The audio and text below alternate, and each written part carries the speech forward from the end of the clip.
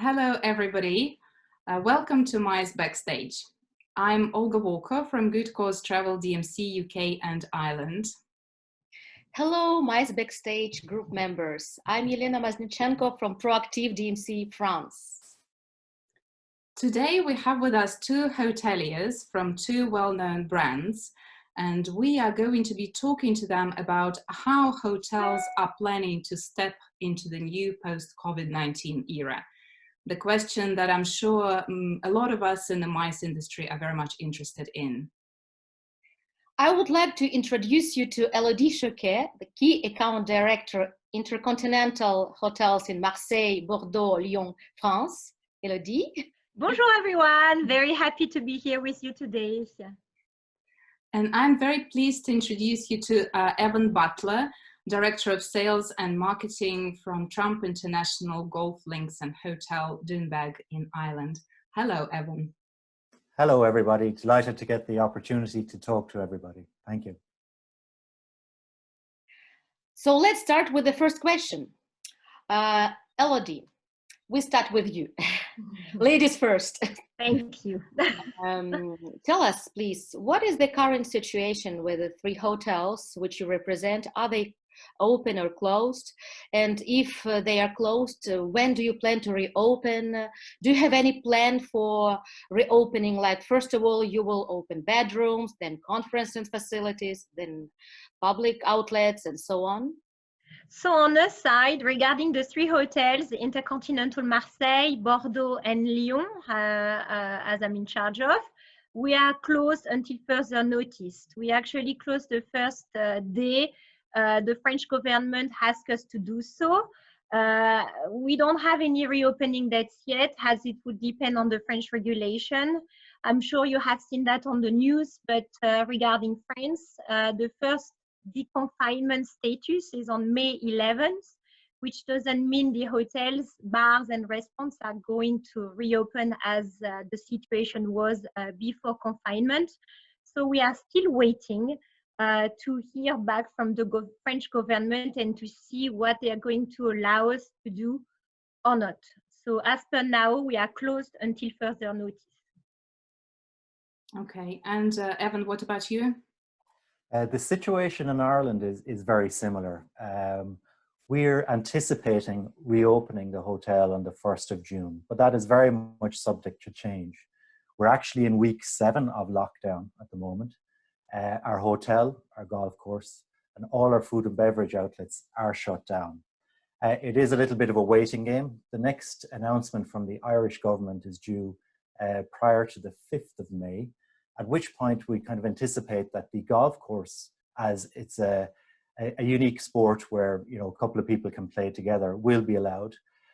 We then anticipate maybe F&B outlets, followed then by the hotel accommodation. Thank you. So our next question is about the rates. Is there going to be a particular rate policy at your hotel post reopening after COVID-19? Are you going to reduce the rates or maybe introduce some special deals in order to try to get the business back quickly? Evan, maybe we'll start with you this time. Thank you, Olga. It's I suppose the question that everybody is wondering about. The simple answer is no. We feel that the rates that we've built up to the level, particularly in 2019, need to be maintained. We've been doing a bit of research and the general consensus, and I think most hotels will adhere to this, is to try and maintain rates. The last financial crisis, it took 7 years for hotels to get back to 2007 rates. So you were looking at about 2014 before you got back to rates last seen in 2007. I think in Asia with SARS, it took about 6 months. So with this epidemic, I suppose we're looking at something in between to maybe 2 years. It's an important question. The temptation is to go out with flash sales and try and get people in. But I think what's really going to happen, particularly for luxury properties, is the extra cost of hygiene. And that needs to be factored in, what we can offer. So these are the sorts of things we're thinking about, we're looking at. I suppose for the industry in general, it's great if we can maintain rate, because that means there's greater commission for everybody. But that's our intention, and hopefully we can stick with that. Elodie, what about the rates policies in your hotels? So on our side, we are also working on our strategies. As per now, we will go day after day requirements, because we are sure as well that what's going to happen into luxury or MICE business will also change. So the first real big question we have is, when are the borders going to reopen, as it will also depend on what's going to happen, you know, in the south of France. Are we going to get clients only from the local market or national only at first? Because we don't know yet when flights and train system are going to be back into schedule. So that's one of the first concerns.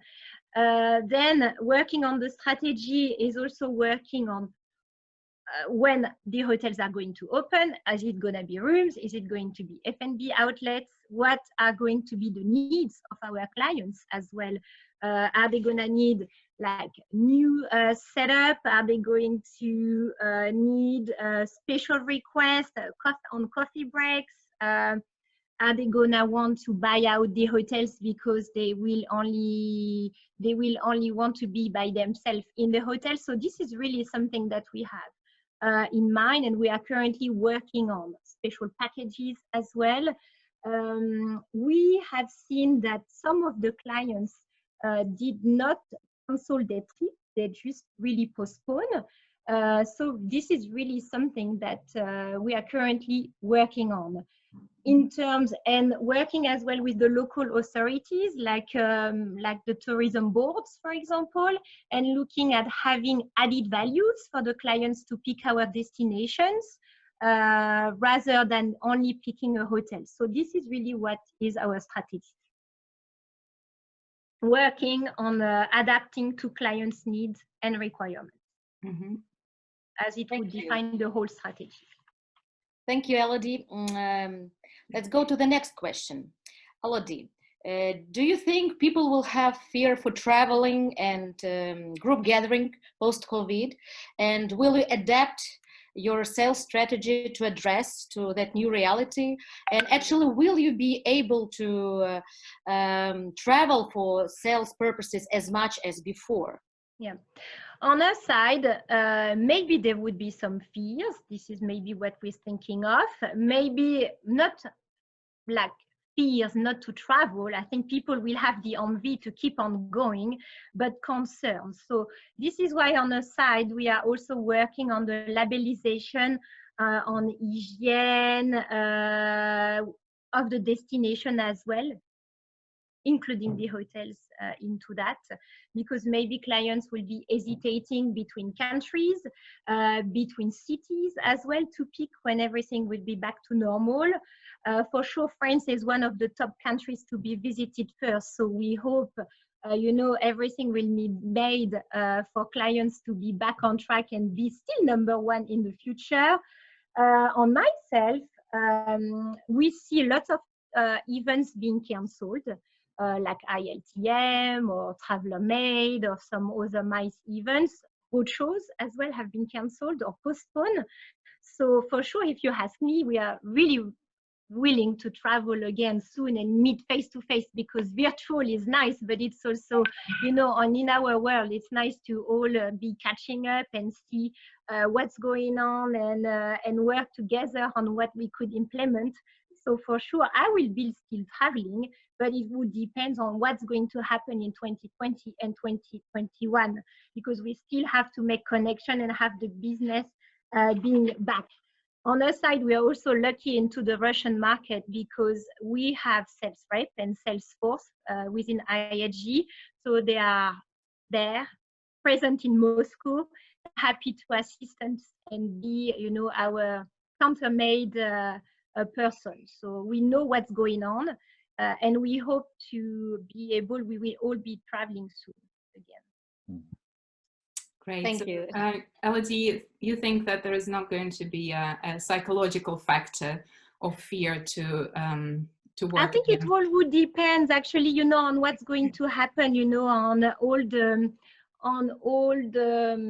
like, let's say the strategies, you know, hotel companies, flights companies, train companies will invest on and see, you know, is everyone is going to wear a mask? Okay, what are we gonna do to put that in place and so on? So I think yes, it might be some fear, but I think everyone is also so excited to travel and really know about culture, having an experience and so on, that I think it would take some time, but people will still going to travel for sure. But it also will depends on the government regulations. You know, if we are talking on MICE, let's say that tomorrow the French government doesn't allow, or company doesn't allow more than 50% to go on a trip. What is going to change after that? That's really the question that we have as well. Mm-hmm. Evan, what about you? Do you feel that there's going to be a lot of panic and fear post COVID-19, which is going to be one of the factors we'll need to battle really, as well as economic situation and Yeah, it's a really, really good question, and it's the great unknown at the moment. Some of the things I think that may happen in the short term is you may see more high-end luxury travel through private jet. We see demand for that. It's just that, you know, when the tap is turned on, will it be able to happen? For the MICE market, I do see some high-end luxury travel through private jet, but also chartered flights. I think where companies have more control over where their flights are going or where their employees are able to travel to. Again, that's just a feeling that I have, and we are doing a little bit of market research on that. I suppose it kind of ties into hygiene and regulations, and will people be able to travel? If I could say to you in 2021 there's a vaccine, people will travel as they normally did. But in the short term, we're looking at some of the trends with private jet. You mentioned about different tactics, and what it is that the industry, the MICE industry in general, could look at is, I suppose, video conferencing calls like this is very much the part of our future.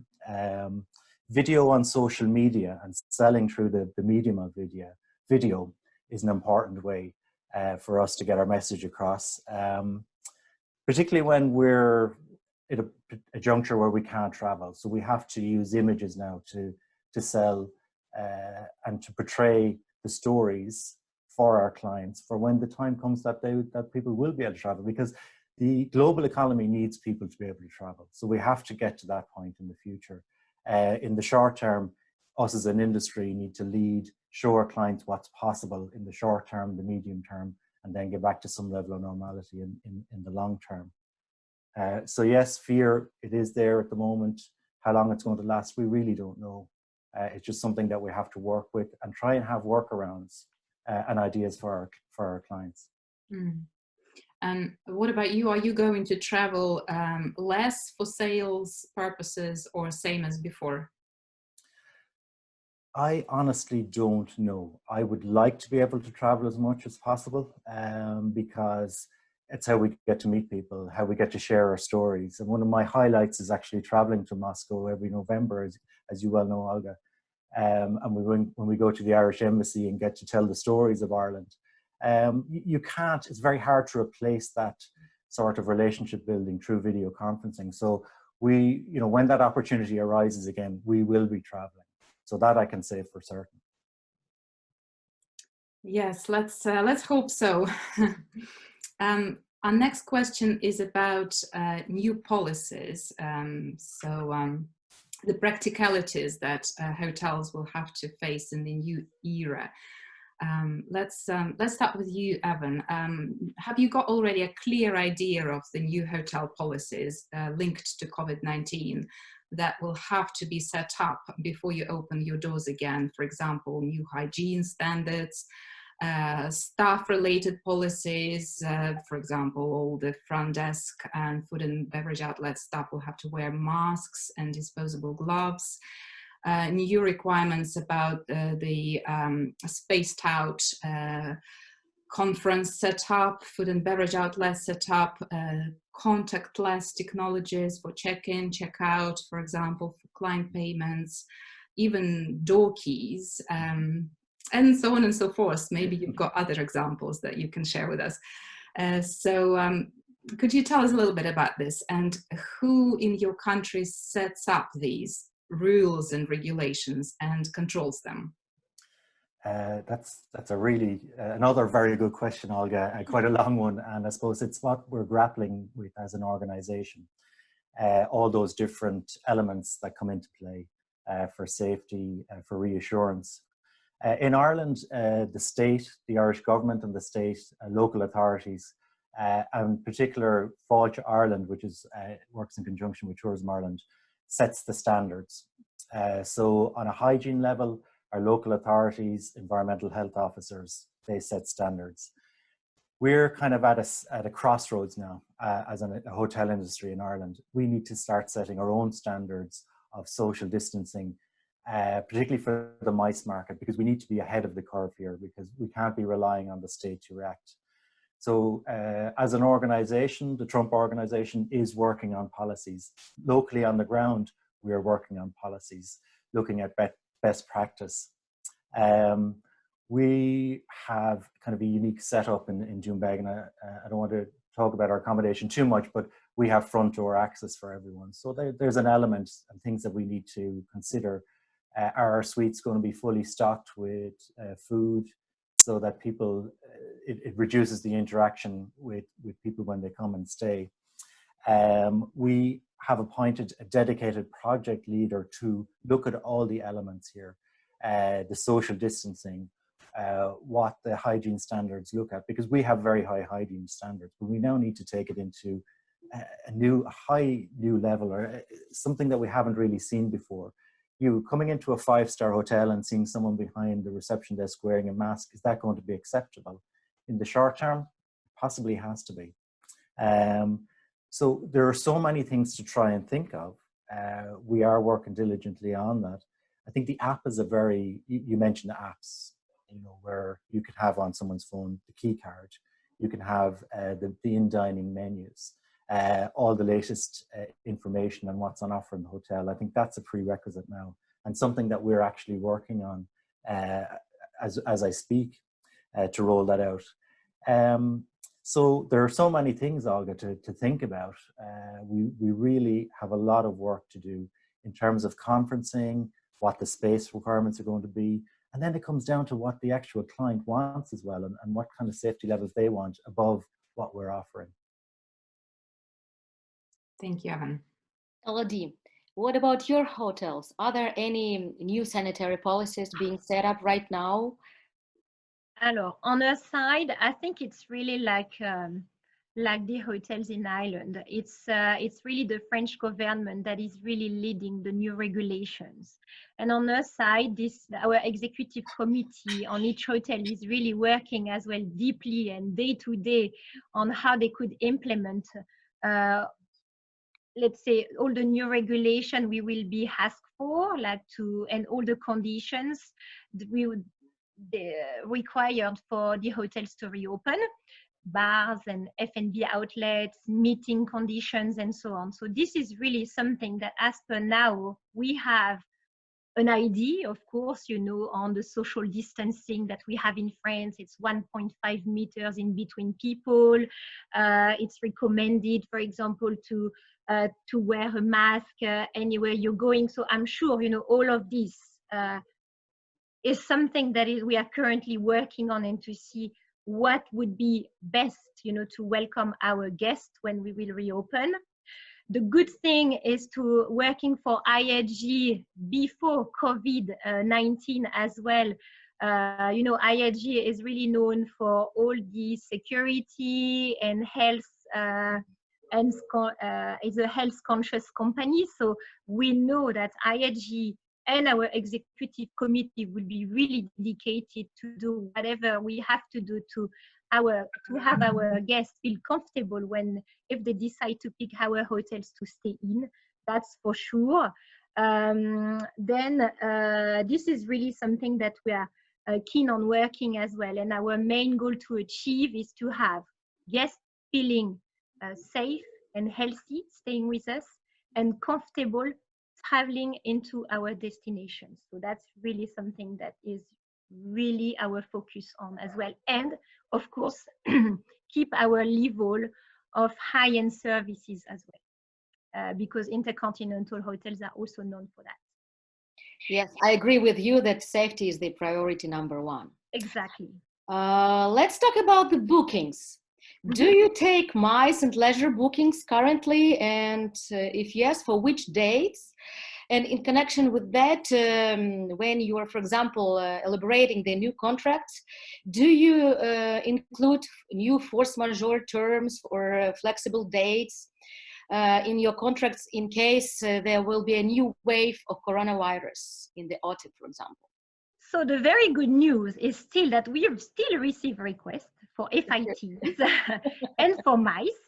Well, not as much as we used to per week as before, but my colleagues from the reservation team and my colleagues from the sales department are still on duty and taking all requests into consideration. Something, you know, to really keep on, in mind is we are asking the clients not to cancel, but really postpone their trips for the end of 2020, 2021, and 2022. We also want to reassure our guests that we have plenty of availability as well. So, you know, like making sure, depending on the request they have, we will be very happy, you know, to really work with them. As per now, we still see requests coming into the summer, mostly for FITs. For MICE, it's mostly the end of the year, so starting from September. The good news as well is we see some of the incentives that are still not cancelled. So that's also something to keep in mind, because not all groups have cancelled their trips for 2020 as well. IAG has put in place as well some of very flexible conditions, and this is really our new mind, being flexible. So for example, for FITs, book now, pay later, for example. And on MICE, we are really working on case by case, being flexible as well, being flexible on the contracts, for example, on the number of people, if they want to reduce, be, you know, like more flexible than ever on the conditions compared to what was happening in the past. So that's really something this is really what we are seeing now. Elodie, you mentioned that you received the bookings for the summer, FIT bookings. Are these bookings from internal market, from French nationals? From France, and also, you know, from some of the Russian clients as well, you know, talking into our rep company as well, they said that some of the clients are still willing to travel to the south of France for the summer.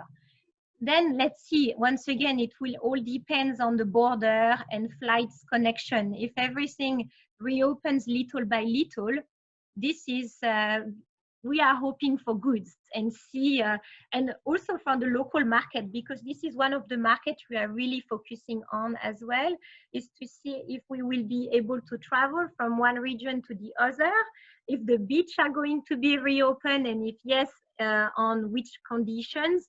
We may see some of the city breaks as well, and we are hoping for that. So let's wait and see what's going to be the regulation from the French government. Yeah. Thank you, Elodie. What about you, Evan? The question based on flexibility for the MICE market, absolutely. Yes, and the bookings as well. So when are you taking bookings for? Are you taking the bookings, and how do you approach them now that there has been so much work? All of us have experienced that, rescheduling the bookings. So is it going to reflect in your contracts from now on? Yes, flexibility is key. And I think mostly what we're dealing with at the moment is rescheduling and pushing out.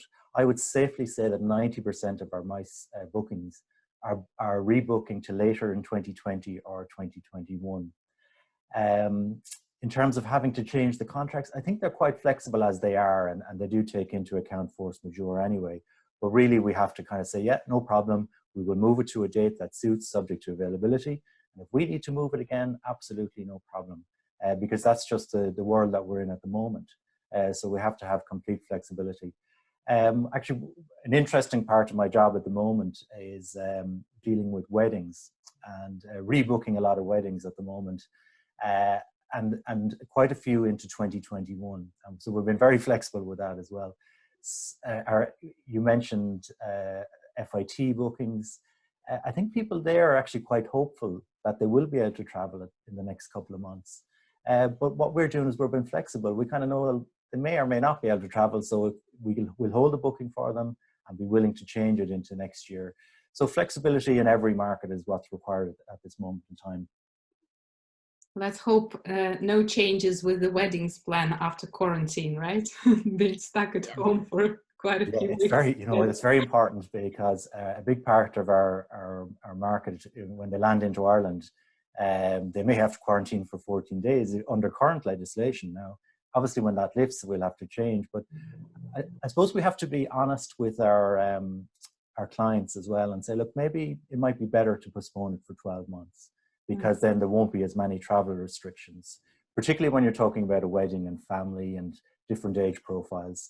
It's slightly different with a company. They might be similar age profiles and maybe easier to get everyone to come over on one flight. But I think in addition to flexibility from the hotels, the agents need to be honest with their clients as well and advise them as best as they possibly can. Mm-hmm. And Elodie mentioned that their FIT bookings are a lot from the domestic market and Russian market.